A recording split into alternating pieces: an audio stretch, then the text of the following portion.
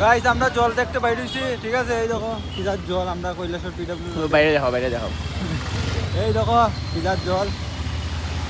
কি জাত জলের জাত, খারাপ। কি জাত বলতে জলের জাত আছে নি ডিফারেন্ট। এই দেখো আমরা কৈলাসর শ্রীরামপুর এই সীতাকুণ্ড নদী সব পড়ে গেছে, ঠিক আছে? এখন হলো পিডব্লিউ রোড, শুধু জল আর কিছু জল কম আছে, যাই হোক সামনে কোনো আরো আছে, দেখি চলো।